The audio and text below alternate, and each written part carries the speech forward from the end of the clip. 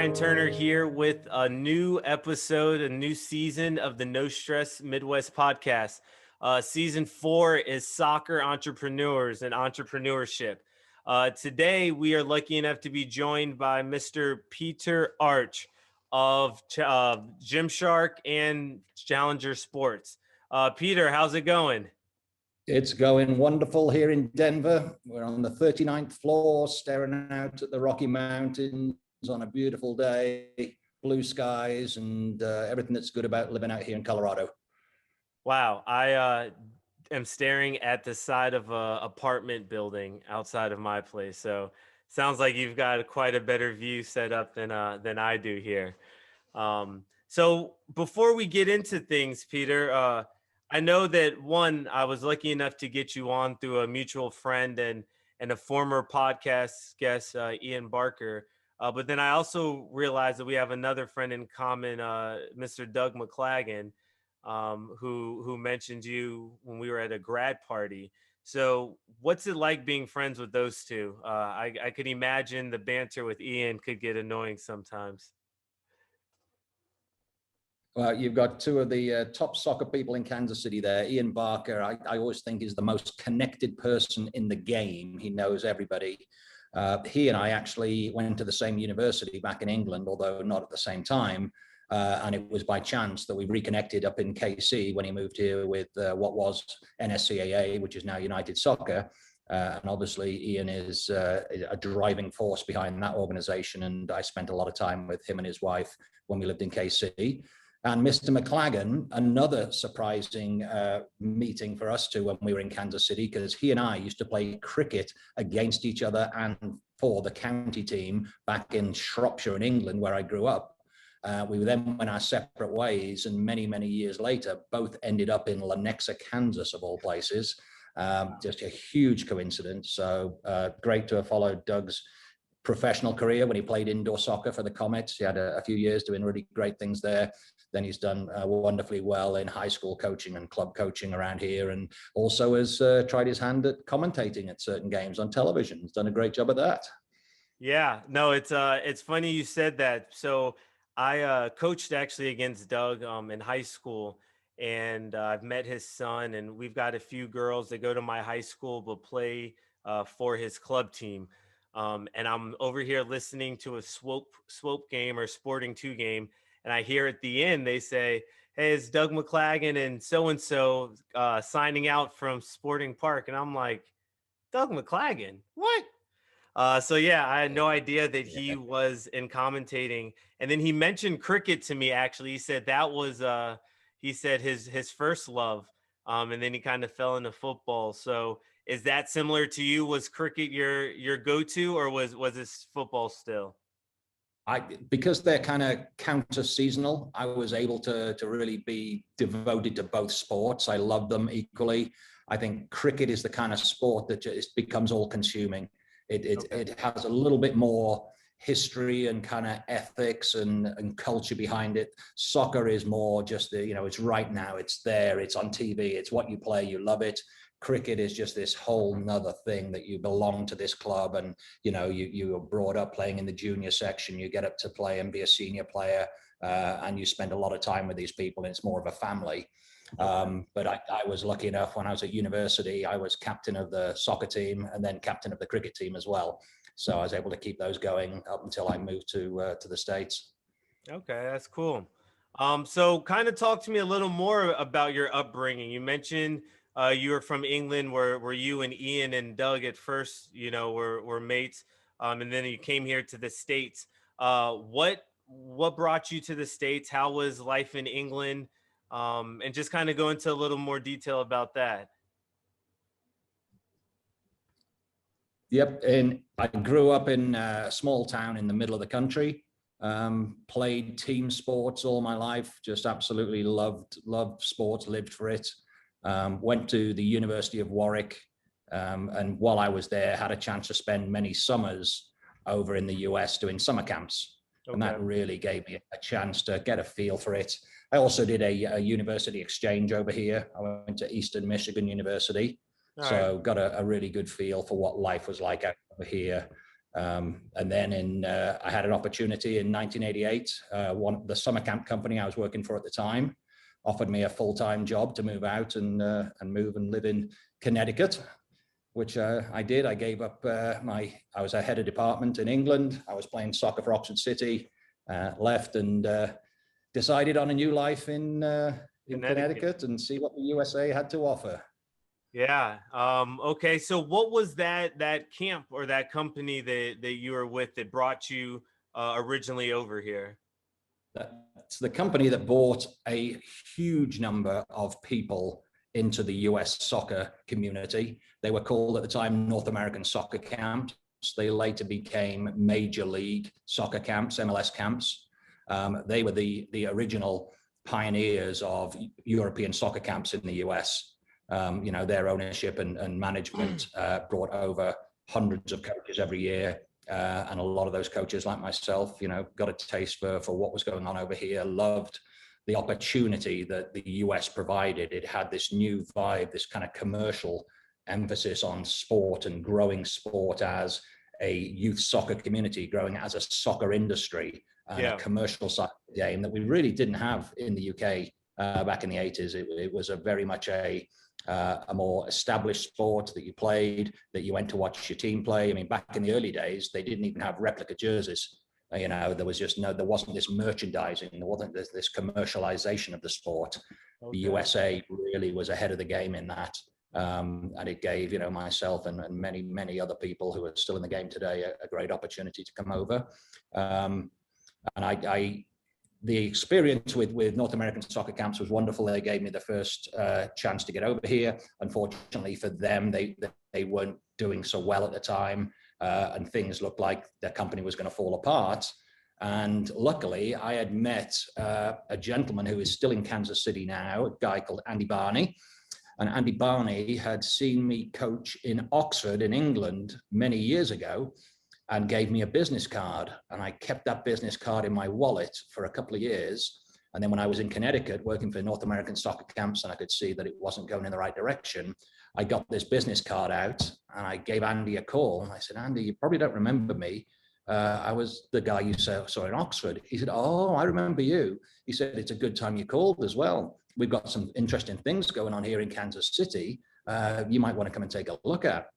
So I hightailed it down to Kansas City, took a look at what they were doing with All American Indoor Sports, had a facility there in Lenexa, a very nice 54,000 square foot building there, built a 72,000 square foot building down by Bannister Mall, and had plans to duplicate these facilities all over the country. And were at the time running just a handful of soccer camps as well alongside that. So I was given the opportunity. I came down, I started, took over the British soccer camps, which were the prelude to Challenger Sports, just running 30 odd camps in the Midwest, a kind of counter-seasonal business to the indoor soccer life. I did that. And then shortly after, Andy actually left to form the Legend Soccer Club, which is obviously going great guns now. Yep. So I took over as one of the directors of All American Indoor Sports. And we brought on a young man called Alan Jones, who is still doing what he does, great things at Challenger Sports. Alan and I worked together for 30 years. He really was the backbone of making sure we had all the right people in the right places at the right time for the camps to be a great success. So, from just having a coaching session on a Saturday morning in Oxford and having a good session, this guy saw me. And from there, that's the reason I'm sitting here today. It just was the start of my career. Yeah, well, and that's really interesting and cool that Andy, was a part of that, because Andy is someone I've got to know as I've kind of established myself in the soccer community. And yes, he started Legends, which is a very successful club. They've had branch off with the Kitty Kickers. I didn't know that he was involved with All American, so that's something new that I learned here. But that's awesome that he's still a fixture here in the States and here in KC as well. So that's cool. It's just another person, another connection that I just found out we had. Yep. So you kind of touched on it a bit at the end there when you were doing the summer camps, kind of counter seasonal to the winter stuff. And you said that was where the idea of challenger sports kind of grew or started from. So, kind of, can you talk to us about what was that, that moment where it clicked? Hey, this is what we should create. And then from it starting from a summer camp to, I know now Challenger Sports does way more than just summer camps. So, kind of talk to us through the growth of it to where it is when you left to go to GymShark. Are you a student that's struggling a little bit with the hybrid and virtual learning and looking to get just a little more help academically? Or are you a parent that has a child who's struggling to keep that same level of discipline and rigor that they had in the classroom at home? If any of these apply to you, check out No Stress Midwest Education, an academic tutoring service where we offer both in-person and virtual tutoring. One of the things that separates us from others is that all of our tutors are board certified educators in Kansas and Missouri in a variety of specialty topics and familiar with the latest curriculum in school districts around the metro area. We are passionate about helping students achieve their goals in the classroom and also committed to helping students build the necessary skills and tools they will need in the future to succeed on their own. Our team follows the latest guidelines from the CDC. We require masks for all in-person tutoring to protect both the student and the tutor. Our tutors will either travel to your home or meet at a predetermined location to conduct all in-person tutoring sessions. All we need is a space for learning, and we're ready to go. At No Stress Midwest, we truly believe in developing the well-rounded student athlete. No Stress Midwest does not tell you what to think, but teaches you how to think. No Stress Midwest Education, an academic tutoring service. For more information, visit www.nostressmidwest.com/education. We had a period of about 4 or 5 years where Alan and I ran the company, ran the camp company, really with a singular vision, and that was we just wanted to do the best possible job we could. Every day we went into the office, we wanted to recruit the best coaches, wanted to train them as well as we could, we wanted to deploy them in camps, and we really didn't have a vision at that time for what could we do more with the business. It was just, let's do the best camp program. Shortly after, two of our investors, Ron Mach and Jim Jorgensen, were at a period in their kind of careers where they saw an opportunity here. And they were the ones who sat down with us and said, look, you could do something more with this. You could scale this business. You're doing it very well in the Midwest, but you really ought to take this concept and duplicate it in every state. Mm-hmm. So we did some soul searching, some brainstorming. And one of the questions Jim Jorgensen asked, he said, if you had a chance, who else would you bring in to help scale this business? So, my thoughts went back to my original company of North American Soccer Camps. And there was Paul Lawrence, who was the president of North American Soccer Camps, and Derek Shaw, who was a VP.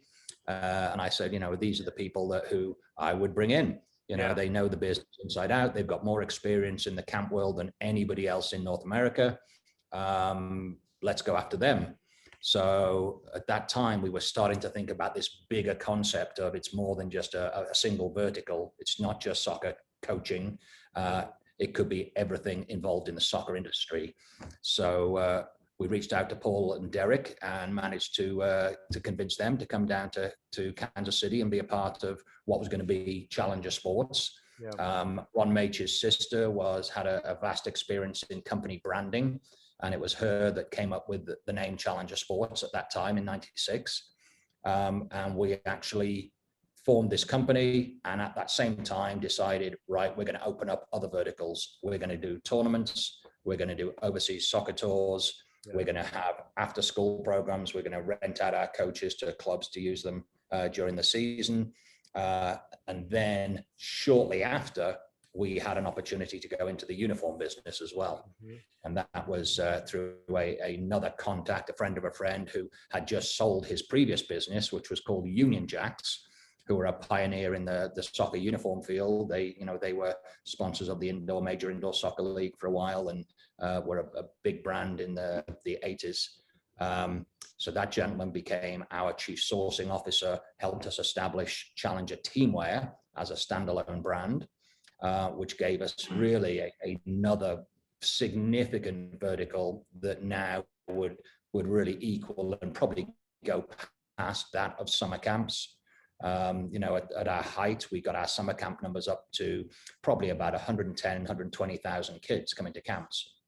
And at the time, the uniform side of the business was growing. And now we see, obviously, the camp business is a little bit harder to establish now, with so many clubs coming together, so much the professionalism of soccer in this country now, where every club has a age director and professional coach every year. There really wasn't that back in the time that we were doing camps. Right. Sport was absolutely on a rocket ship trajectory, and every town had to have a soccer program. Yeah. And it was, thankfully, they had lots of volunteer help from people who had no experience in the sport, but were prepared to put in the hours, the time, and the resources to make you soccer happen over here. And, that is why we actually had a business. We were able to provide a valuable resource for them, player education, coach education, provide them uniforms, equipment, balls, et cetera, and eventually we kind of morphed into a modern day version of ourselves, where we went to more animated coaching DVDs, online curriculums, downloadable training plans. We were kind of evolving the company, and just about that time, I had been contacted by a former British soccer coach, a guy who worked for us 25 years ago, a guy called Steve Hewitt. He became the CEO of GymShark. He'd also been head of sales for Reebok in Europe, but had taken over this little fledgling apparel business, gym apparel business, and basically was helping them grow. And he kind of looked at their business and said, wow, 48% of our business is in America, and we haven't even tried. We haven't even done anything different. We just send out our Instagram messages, our Twitter feeds. What if we really take it seriously? And, many years later, he came to me and said, right, I want you to come on board and help build in GymShark what you did in Challenger Sports with Alan, Paul, and Derek. You gave us this sense of purpose. We always felt we were working for something more than just a paycheck or a company. We had this vision that we were helping kids fall in love with the sport of soccer.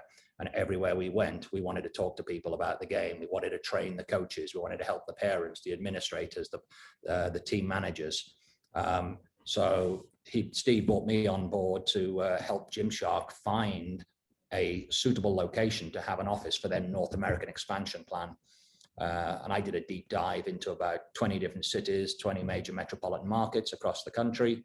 Did a demographic, psychographic study, all the different variables that would tell us whether we wanted to be there or not. And Denver just ticked so many boxes. Yeah, it absolutely had this cool vibe. Everybody's into fitness. It's the second most educated state in the country. You've got 12 universities with 200,000 students around here.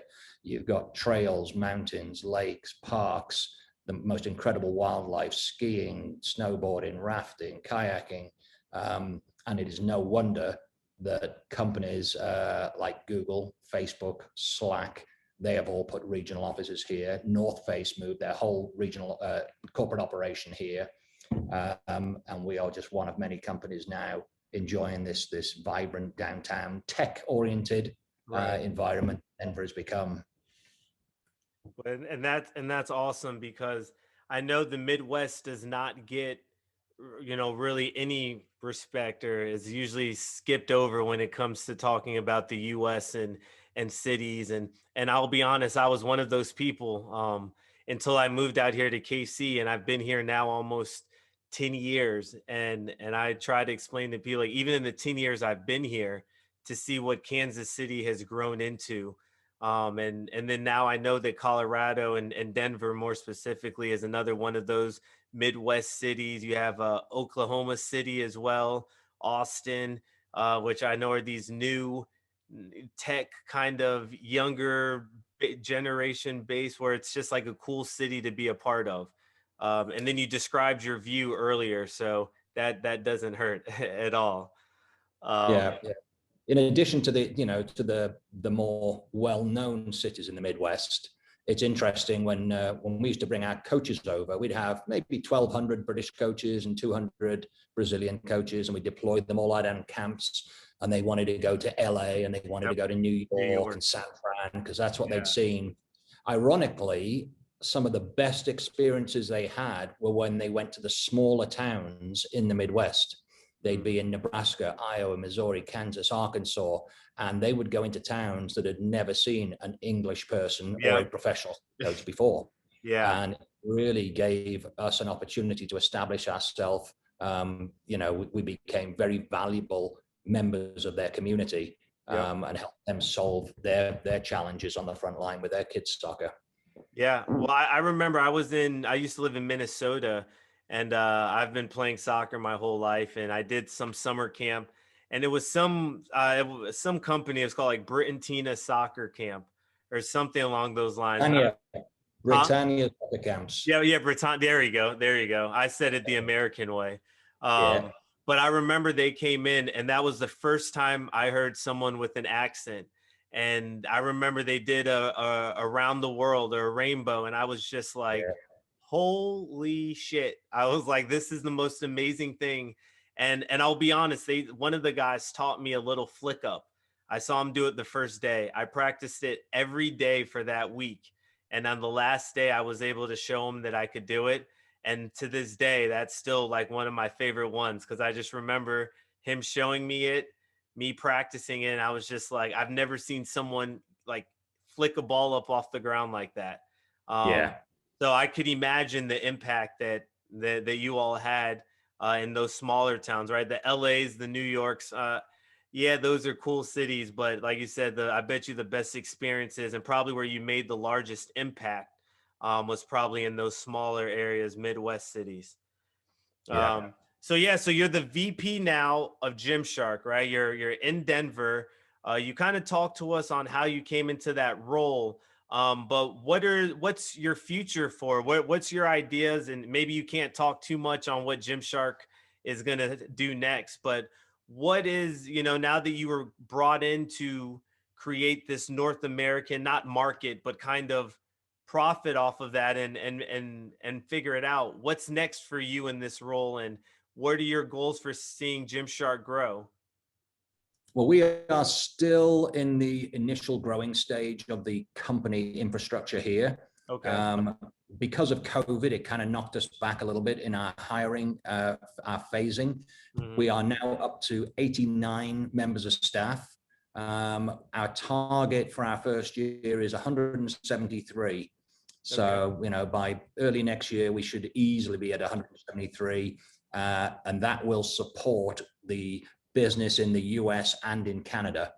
So we will actually take over from the UK. We will actually run a business here in North America. Instead of having the product shipped from the UK, we're going to have distribution, a facility in LA, one in Columbus. We have one in Toronto.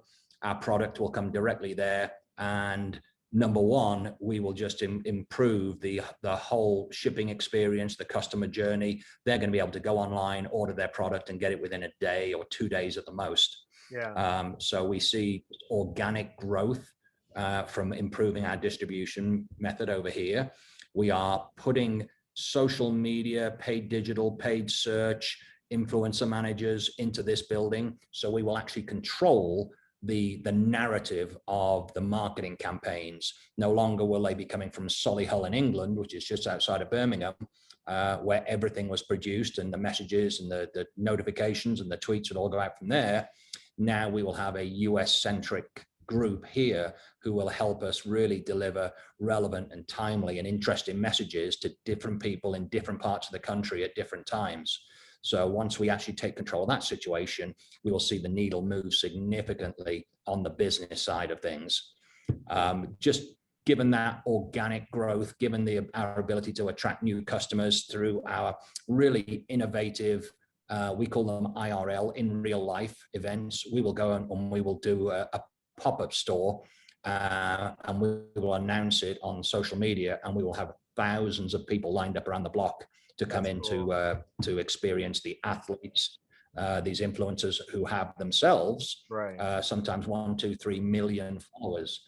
So, Ben Francis, our visionary founder, was one of the first people to actually use influencers, and he didn't even know what influencers were. He produced athletic apparel and sent it to guys who had fitness channels on YouTube, and just said, "Hey, wear it.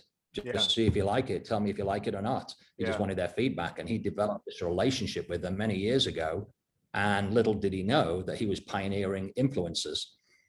So now that is the backbone of our marketing campaign. We have this huge combined outreach of about 11.5 million people through our influencers and through our own organic channels. So anytime we have a new product drop, which we do frequently throughout the year, we're able to send out the information. We get the athletes to wear the new product in advance. They promote it.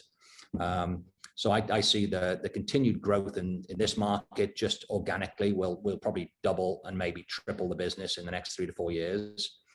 That's awesome. Other good things for us on the horizon, we will be expanding and hitting the APAC market, the Asia and Pacific market. We will sell into China and to Japan and South Korea. We'll continue to sell into Australia, which is doing very well for us right now. We've opened a distribution center in Melbourne. So we're all set up over there to really expand that business as well. One thing that is not a secret, but we will be going into shoes.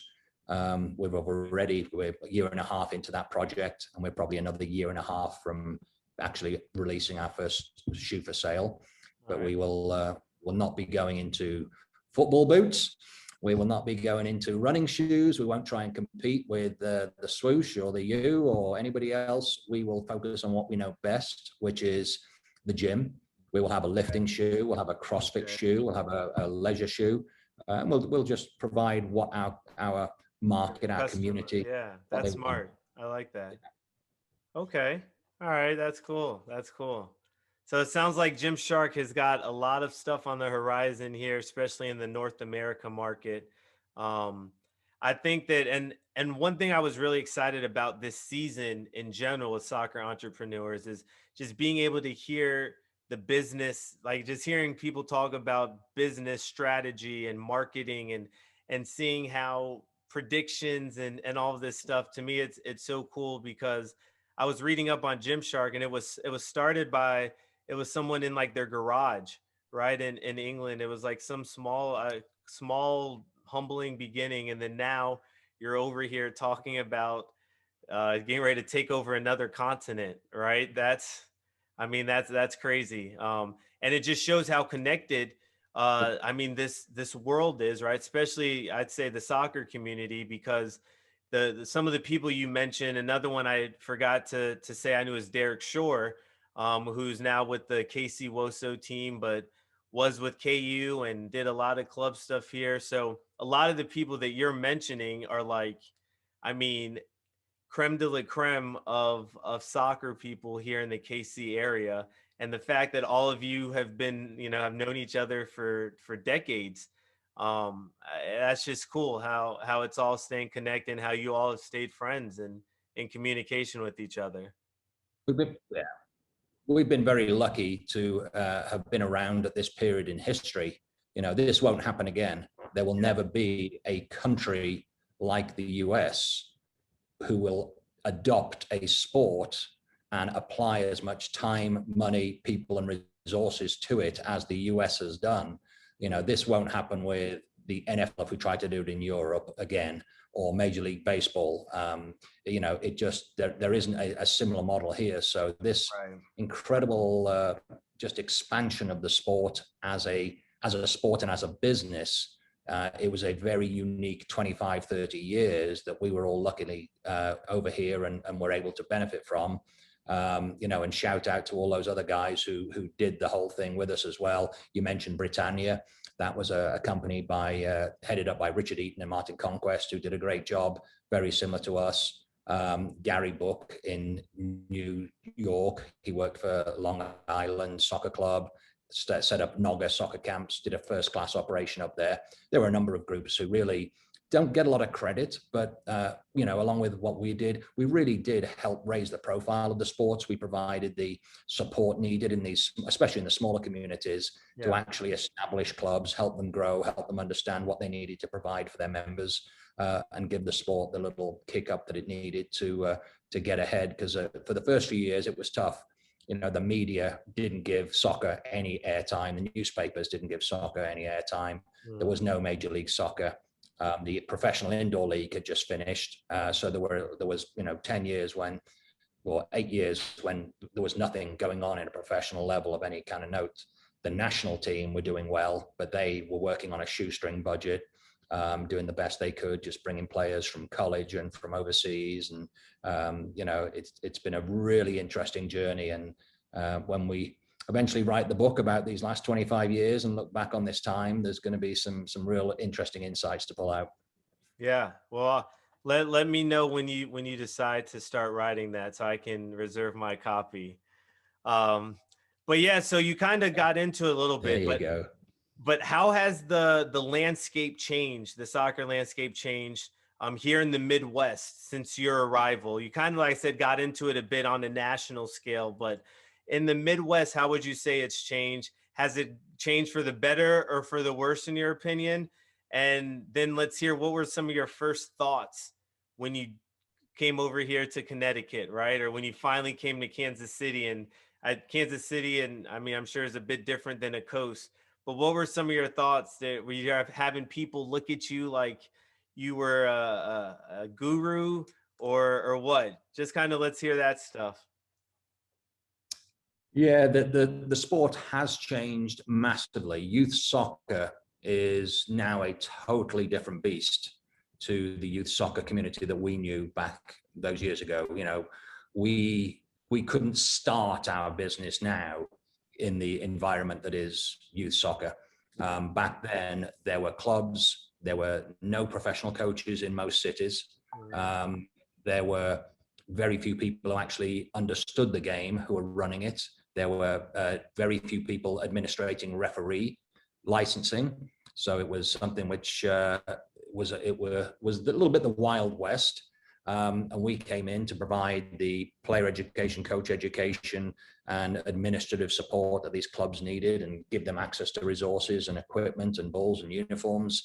And it was an opportunity that we saw, and we morphed and evolved. We were a small, nimble company, so we were able to change what we did very quickly. And every time we saw a new opportunity, we would open up a new vertical. Now, obviously, as you and everybody who's listening knows, that the sport has become more professional. Youth soccer has become professionalized by the consolidation of large clubs. And now, and I can't really speak to whether I think it's good or bad. I have never coached in one of these large super clubs that has multiple teams at an age group and has DA teams and or the whole pyramid. I in fact went the other way. When I had my kids, I set up my own individual club and decided that I was going to do something totally different. It was going to be devoid of club politics. It was going to be devoid of hidden agendas and people who created problems. And I made it this privilege to be on this club, as an A licensed coach. And I said, right, I'm not going to charge coaching fees. I'm going to share in the expenses. I'm going to manage the club. I'm going to coach it. I'm going to organize the parties. I'll do everything for these people and give them the best possible experience. And it was incredible. And I still stay in touch with a lot of those kids who I coached throughout that period. But when we first came to the US, it just struck me as a great opportunity. There was so much out there to be had if you were prepared to work hard. And really, if you got like-minded people together with a similar vision, you could achieve a lot. Especially at that time, and as many of our coaches found out and still found out today, that you are, as a coach, respected more in the US than you are in the UK. The position, the status of coach is something which is quite formal over here, and kids who are at high school, 10 years later, they'll bump into their soccer coach and they'll call him coach. That didn't happen in the UK. That is something Really? which is new. So I know a lot of these young coaches, when they come over to the US, they love that feeling of stature and kind of respect they get as somebody who has a knowledge and experience and a skill and in the sport of soccer, and they're bringing something of value to the table. And in return, they get treated with more respect than when they go home. Yeah. And they walk into a bar in a small town in Iowa and say, "Yeah, I'm a professional soccer coach." Oh, wow, wow, wow! Let me You get you a do that drink. back in England. You walk Yeah. into a pub and I'm a soccer coach. Yeah, yeah, get out of here. Yeah, Yeah. All right. That's well, and it's interesting you say that because every single one of my coaches that I've ever had, I always call them coach. I still feel weird saying like their name. Like even my high school coach, I've been removed for almost 15 years, and I text him, "Hey, coach," and so that's interesting. I never thought of that.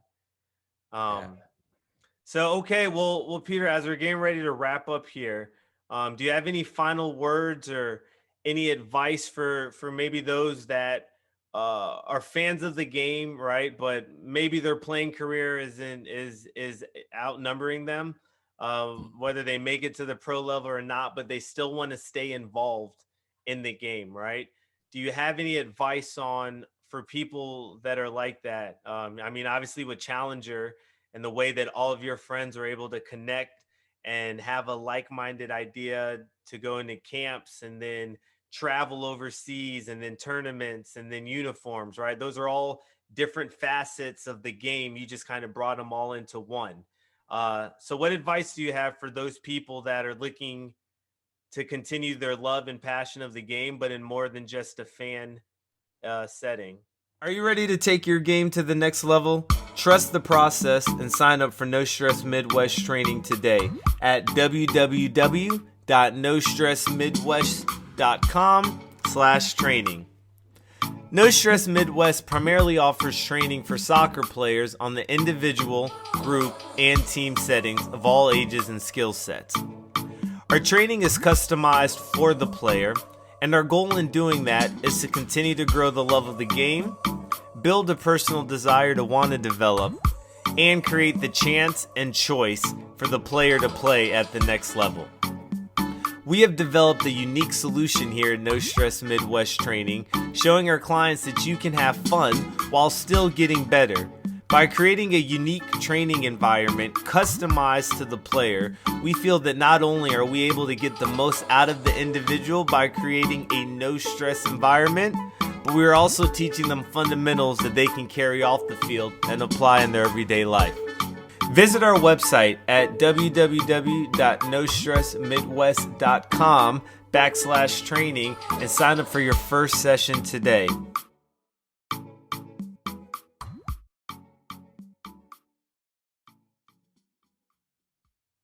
I think it really depends what area of soccer they want to stay involved in. The predictable way would be to go into coaching of some kind. If you have an experience, you played soccer for 15 years, 20 years, and now you would like to give back, you'd like to use that knowledge, you'd like to be able to help kids become better. Mm-hmm. It's what we've discovered is, being a great player doesn't always lead to being a great coach. Everybody needs to be a little bit humble and figure out that they have to go away and learn how to coach, how to organize people, how to motivate people, how to talk to 11 different players in 11 different ways. You are not just going to go up there and say, "This is what I did, copy me." Right. You've got to learn so much about communication, how the information is received and processed by kids of different ages. You have to become a different personality at times. When you're very young, coaching very young players, you've got to educate, entertain, and engage these kids in a way that you may have never ever thought of before. You've got to become story time with a soccer ball and get these kids just doing things with a ball at their feet that they don't even know they're doing. They don't know that they're doing a drag back turn or a hook turn or whatever. They're just out there working with the ball. Yeah. And then, every coach needs to find their sweet spot. They need to find what age group are they comfortable with, what suits their teaching style, their coaching style, their level of experience. how much they want to actually expand that experience. Can they go and get educational courses through United Soccer Coaches, and actually learn things that are going to really help you become a better coach, not just a certificate to say that you can coach at a different level, but absolutely make this something that is going to make you a better person, better armed to actually help these kids. So in coaching, it is a long road to get to, where we got to a challenger or to where you are or where some of these club directors are, but you have to start somewhere. Right. And very often, that could be volunteering, just go and learning from somebody really good, finding a coach and just saying, hey, can I come down and shadow you? Can I help with your practice? I'll put cones out. Right. I'll clean up at the end of practice, but just let me figure out what it is you do. How do you get these kids engaged in the sport, and how do you progress through a practice? How do you go from a warm-up to a unrestricted practice to a slightly competitive one to a game-related situation? And then how do you actually stop and coach in a game? Right. You could learn a whole coaching license worth of information just by going out and shadowing somebody for a season. Yeah. So, if you had a Derek Shaw who was working with, some of the best girls club teams in the city, if I was looking to be a good coach, I'd have gone up to Derek and said, hey, let me be there every Tuesday and Thursday. Give me the cones. I'll put them out, and whatever you need, I'll bring you water. And I'd be making notes and just studying what they do and how they do it and how they communicate. Yeah, no, that's great advice, and definitely advice that I'll take, because I've put myself in those situations where, hey, I just want to be there for the experience. Like I just want to listen and learn and just see what it's like to be at that level, right? And then from there, I can process it. And then if I'm not at that level, I can apply it to the level I'm at, or I can say, okay, maybe that's not what I want to get involved in. Let me find something else, right? So, no, that's great advice, Peter. So before I let you go, I want to thank you for being a guest, but I have to get your Euro predictions. Currently, we've got, I think Germany and France are playing. I have it DVR'd, so I'm going to watch that after this call. Portugal was playing earlier. England came out with the 1-0 win. Where are your thoughts? Who are you rooting for? I was not impressed with England, even though we got the 1-0 win. I thought we moved the ball too slowly, didn't really take chances, played a little bit within ourselves. But I know that group of young players they've got is good enough to win the event. Yeah. I think if he starts Grealish, which everybody wants him to do, and play a little bit more offensively and a bit more creatively, I think back to the last time I saw England play with free abandon and play just incredible soccer was '96 when we beat Scotland and we beat the Netherlands, and Terry Venables was manager and Paul Gascoigne was in the midfield just running riot. I think we could do the same thing again with this team. France, Belgium, Italy, I would put them as, if they make it through the various permutations of runners-up, winners, etc., if they could get to the final four, I think you'd see probably the four best teams there. And then, France, England would be, if it's possible for them to meet in the final, would be a great test for us, because France are just stacked at the moment. Yeah. Yeah. Well, and looking at the Euro teams, right? Looking at the England's, France, Portugal, Germany, Netherlands, it was a who's who of the best footballers in the world just on these teams, right? In England, I mean, man, Gareth Southgate, goodness, I watch Sky Sports when I can, and they are on this man with his selection, and every person, man, what he said, he had 4 right backs and he was getting ready to have the whole country up in stir, and he said, I'd have 6 if I could. So man, I'm not jealous or envious of his position at all.